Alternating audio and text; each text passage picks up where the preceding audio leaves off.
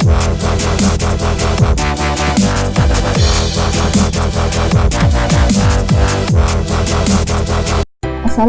warahmatullahi wabarakatuh. Halo Ananda semua, jumpa lagi dalam pembelajaran IPA kelas 9, masih seputar listrik statis. Kali ini kita akan membahas tentang hukum Coulomb dan penerapan listrik statis. Sebelumnya kita ingat kembali bahwa cara menghasilkan listrik statis itu ada 3 cara, yaitu dengan cara penggosokan, konduksi, dan induksi. Penggosokan, benda dapat menghasilkan listrik statis jika digosokkan dengan benda lainnya. Kemudian yang kedua yaitu konduksi. Konduksi adalah menyentuh benda yang bermuatan listrik ke benda yang tidak bermuatan listrik. Dengan begitu, benda yang tadinya tidak memiliki muatan listrik akan memiliki muatan listrik. Kemudian yang ketiga yaitu induksi.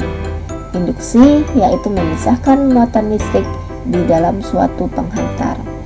Ini bisa terlihat pada elektroskop. Elektroskop adalah sebuah alat yang bisa mendeteksi muatan atau benda yang bermuatan. Gaya Coulomb. Gaya Coulomb merupakan gaya tolak menolak atau gaya tarik menarik antara dua buah benda bermuatan listrik. Nama ilmunya adalah Charles Augustin de Coulomb.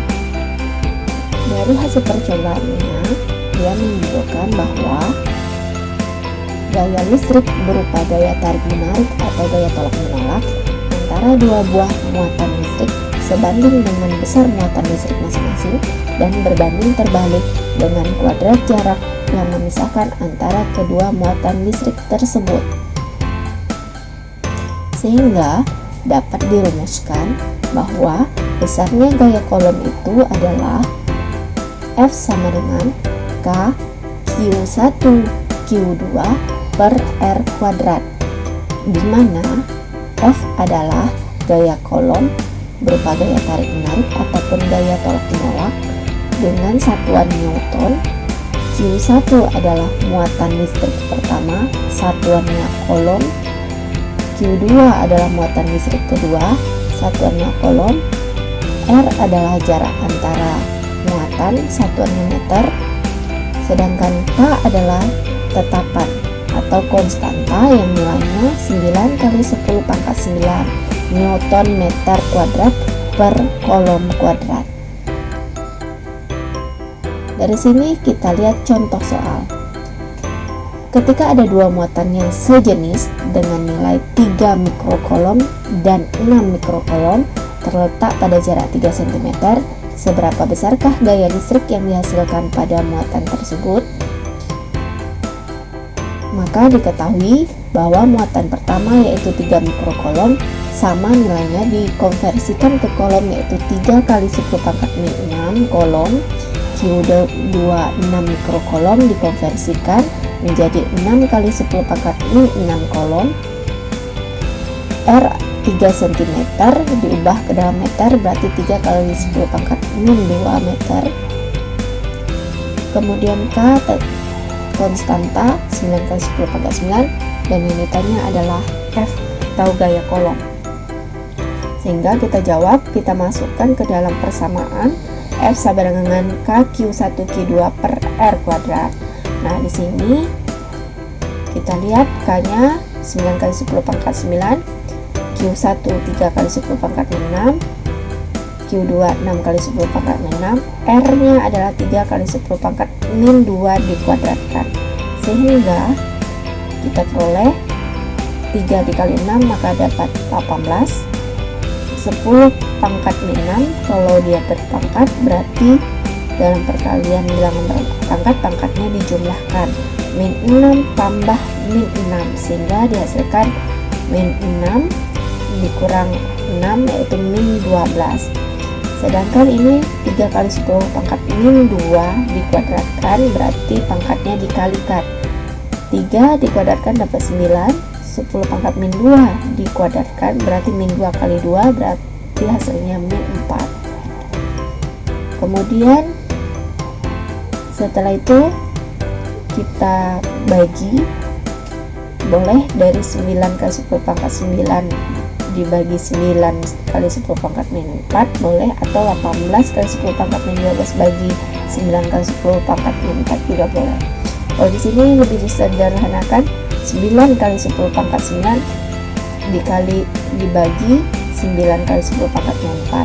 Kalau pembagian pangkatnya dikurangkan, 9 bagi 9 1, 10 pangkat 9 berarti pangkatnya dikurangkan, 9 dikurang min 4, 9 kurang min 4, min ketemu min berarti positif, berarti 1 kali 10 pangkat 13. Di atas masih tetap 18 kali 10 pangkat min 12, sehingga hasilnya besar gaya kolom itu adalah 18 kali 10 pangkat 1 atau 180 Newton. Dari persamaan gaya kolom, maka kita dapat menyimpulkan bahwa besarnya gaya kolom itu sebanding dengan besarnya muatan listrik. Artinya, jika muatan listrik itu besar, maka menghasilkan gaya kolom yang besar. Jika muatannya kecil, maka menghasilkan gaya kolom yang kecil.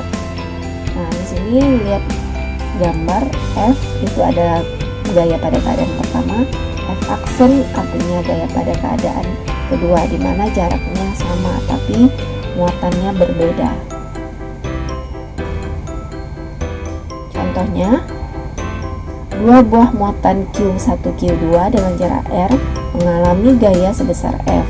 Jika kedua muatan diubah menjadi 2 kali Q1 dan 4 kali dari Q2, besarnya gaya kolomnya sekarang adalah, diketahui kondisi 1, Q1 dan Q2 pada jarak R menghasilkan gaya sebesar L.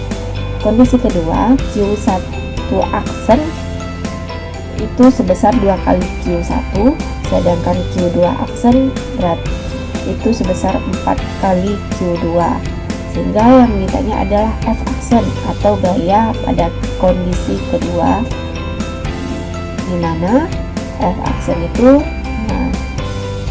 tinggal kita masukkan, berarti 2Q1 kali 4Q2 per Q1 Q2. Q1 Q2 dicoret, maka dihasilkan bahwa besarnya gaya kolom itu sekarang sebesar 8 kali gaya semula atau 8F. Kemudian yang kedua, gaya kolom itu berbanding terbalik dengan kuadrat jarak kedua muatan. Artinya, jika muatannya semakin dekat, maka besarnya gaya tarik ataupun gaya tolak semakin besar. Tetapi jika dua buah muatan itu semakin jauh, maka gaya kolom ataupun gaya tarik dan gaya tolaknya itu semakin lemah atau semakin kecil. Berikut ini penerapan listrik statis pada beberapa alat. Yang pertama ada generator Van de Graaff. Generator Van de Graaff merupakan generator yang memiliki atau yang menghasilkan listrik statis yang cukup besar. Kemudian petir. Petir merupakan lompatan elektron-elektron dari awan bermuatan negatif ke bumi yang bermuatan positif. Selanjutnya penangkal petir. Penangkal petir merupakan alat pengarah petir agar petir hanya menyambar kepada logam penangkal petir, bukan kepada bangunan lain atau benda lainnya.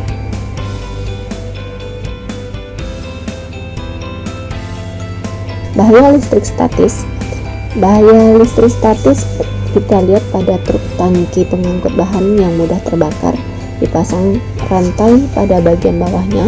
Ini dimaksudkan agar listrik statis yang timbul karena gesekan ban dengan jalan dapat dinetralkan, sehingga tidak membahayakan muatan tangki. Penggunaan listrik statis pada kehidupan sehari-hari, pertama yaitu pengedap elektrostatis yang berfungsi sebagai pembersih udara yang keluar dari cerobong asap. Kemudian pengecatan mobil. Pengecatan mobil, agar mobil dicat merata, maka badan mobil diberi muatan listrik yang berbeda dengan muatan listrik pada cat. Dengan demikian, cat dapat menempel kuat dan merata pada mobil. Selanjutnya, mesin fotokopi. Mesin fotokopi memanfaatkan konsep listrik statis dan optik. Baiklah, masih banyak lagi sebenarnya penerapan listrik statis dalam kehidupan kita sehari-hari. Boleh kamu cari peristiwa yang menerapkan listrik statis. Demikian pembelajaran kita pada hari ini. Ibu akhiri dengan mengucapkan alhamdulillah, wassalamualaikum warahmatullahi wabarakatuh.